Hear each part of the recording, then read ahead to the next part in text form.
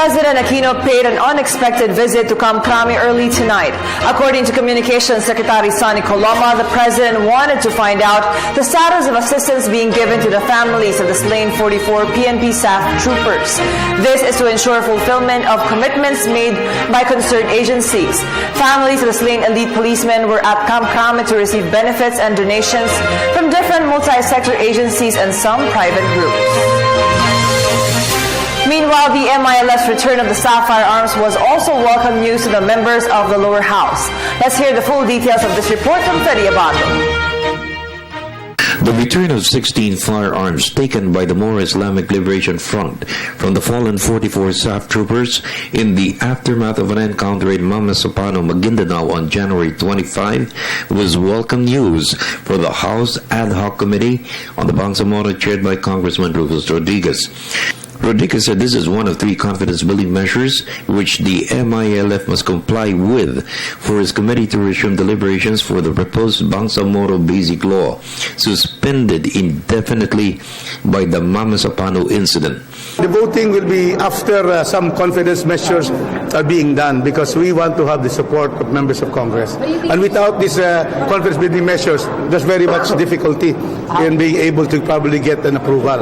In a recent meeting with MILF leaders led by its chairman Al-Haj Murad and its chief negotiator Mohagyer Iqbal, Rodriguez also called for the surrender and capture of Usman of the BIFF and the turnover of their personnel that may have participated in the massacre of the fallen 44. Those to be turned over will be identified by the results of the investigation being conducted by the Department of Justice and the National Bureau of Investigation. The meeting was held in Jakarta, Indonesia. They were already about to issue a statement condemning terrorism, and they read to me that statement, and that the terrorism, they will not allow this territory to be the territory wherein they will not allow that terrorists will be in their territory. I asked that the name of Basit Usman be stated because it was merely a statement of policy. And so they said that they will think about it, but they will be issuing the statement. Apparently, they also, in the testimony of Chairman Iqbal, when he returned from Jakarta and attended the Thursday Senate hearing, he mentioned about helping getting Usman. So practically the two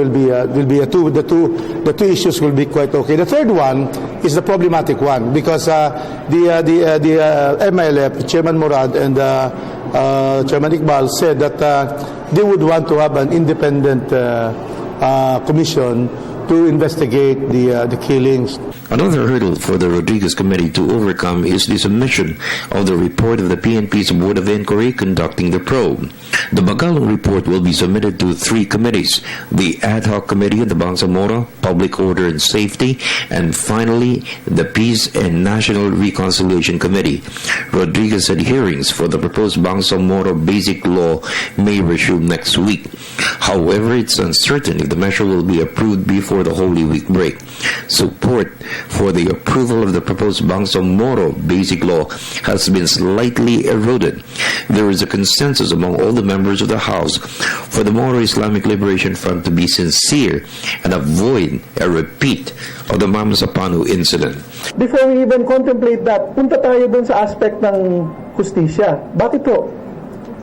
You cannot assume that peace will reign anywhere in this country if we do not establish the rule of law. For the People's Television Network, this is Freddie Abando reporting.